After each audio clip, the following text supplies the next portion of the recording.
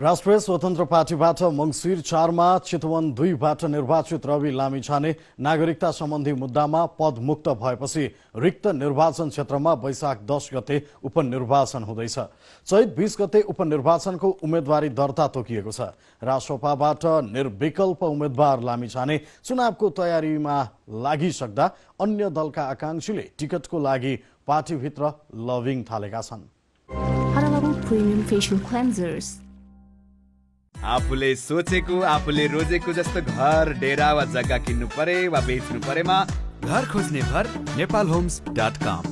माघ 13 मा सर्वोच्च अदालतले अमेरिकी नागरिकता त्यागेपछि नेपाली नागरिकताको पुनः प्राप्तिका लागि कानून बमोजिम प्रक्रिया पूरा नगरेको ठहर गर्दै रवि लामिछानेको सांसद पद खारेज गरिदियो। मङ्सिर 4 को निर्वाचनमा 39,264 मत ल्याएर विजयी हुनुभएका लामिछानेको पद खारेज भएसँगै वैशाख 10 मा हुने उपनिर्वाचनका लागि तयारी स्वरूप रामनगरमा सम्पर्क कार्यालय स्थापना गरिएको छ। अहिले अन्य दल पनि चुनावमा लामिछाने विरुद्ध उत्रने भन्दै टिकटका लागि लबिङ गरिरहेका छन्। लामिछानेसँग पराजित भएका कंग्रेसका उमेश श्रेष्ठ र एमालेका कृष्ण भक्त पोखरेलले चुनाव नलड्ने पार्टी नेतृत्वलाई जानकारी गराइसकेका छन्। त्यसबाहेक अहिले कंग्रेसबाट जिल्ला सभापति राजेश्वर खनाल, निवर्तमान सभापति जित नारायण श्रेष्ठको नाम चर्चामा छ। अब आकांक्षीको हकमा यो अनुमानको कुरा हो। पार्टीले तपाईको केन्द्रीय कार्य सम्पादन समितिले जिल्लाहरूमा तपाईको पत्राचार गर्ने निर्णय गरेको छ। सायद हाम्रो जिल्लामा नै त्यो प्रक्रिया अगाडि बढ्छ। तपाईको चाहिँ आकांक्षी नेतृत्वहरूले चाहिँ आफ्नो आकांक्षाहरू राख्नुहुन्छ। अब तपाईको परिपत्रले दिए अनुसारको चाहिँ मापदण्डभित्र बसेर हामीले सिफारिस गर्नुपर्छ। त्यो जिम्मेवारीमा हामी नेपाली कांग्रेस चितवन रहन्छ। यता एमालेबाट जिल्ला पार्टी अध्यक्ष रामप्रसाद नेउपाने, पोल्ट्री विज्ञ डाक्टर तिलचन्द्र भट्टराई, कालिका नगरपालिकाका निवर्तमान नगर प्रमुख गोपी श्रेष्ठ मध्ये एकजना उम्मेद्वार बन्न तीव्र लबिङमा लागेका छन्। अहिलेसम्म नेउपानेले मात्रै खुलेर प्रतिस्पर्धा गर्न तयार रहेको चर्चा छ। यद्यपि केन्द्रीय कमिटिले निर्णय गर्ने भएकाले नेकपा एमाले चितवन पर्ख र हेरको अवस्थामा छ। यो उपनिर्वाचनमा हाम्रो पार्टीले आफ्नो उम्मेदवार खडा गर्ने सन्दर्भमा पनि हामीले हाम्रा आन्तरिक छलफलहरू शुभारम्भ गरेका छौं।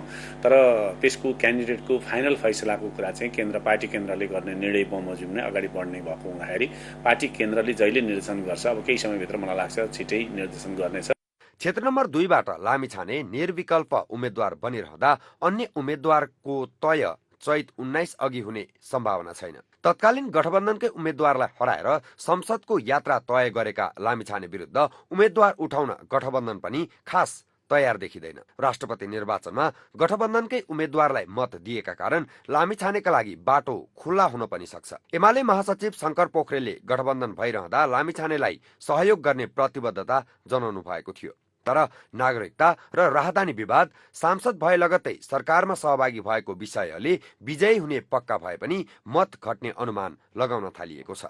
राष्ट्रिय स्वतन्त्र पार्टीले जुन हिसाबले चाहिँ अस्वाभाविक प्रदर्शन गरेको थियो त्यस्तै गर्छ भन्नेमा त 100% विश्वास नहुन सकिन्छ। तैपनि दलहरूको चाहिँ जुन अकर्मण्यता, जनताहरूप्रति जुन छाएको निराशा, जनताले चाहेको जुन अपेक्षा छ त्यसमा खरो उत्रन नसक्नु, यस्ता विविध समस्याहरूले गर्दाखेरि राष्ट्रिय स्वतन्त्र पार्टीले सायद यहाँबाट लान सक्छ। राष्ट्रिय जनमोर्चाले भने पार्टी उपाध्यक्ष जनकराज शर्मालाई उम्मेद्वार बनाउने यसअघि नै निर्णय गरिसकेको छ। चितवन 2 मा कालिका नगरपालिका, इच्छा कामना गाउँपालिका र भरतपुर महानगरपालिकाका 10 वटा वडा पर्छन्। यो क्षेत्रमा 2070 र 74 सालको निर्वाचनमा एमालेका पोखरेल निर्वाचित हुनुभएको थियो। लामिछानेको लोकप्रियताका कारण 2079 को निर्वाचनको प्रत्यक्षतर्फ मात्र होइन समानुपातिक तर्फ पनि रासोपा पहिलो दल बनेको थियो। समानुपातिकमा रासोपाले पाएको 35,945 मतलाई हेर्दा गठबन्धन दलभन्दा रासोपा एक्लै अगाडि देखिन्छ। चितवनबाट विचित्र पौडेलको रिपोर्ट।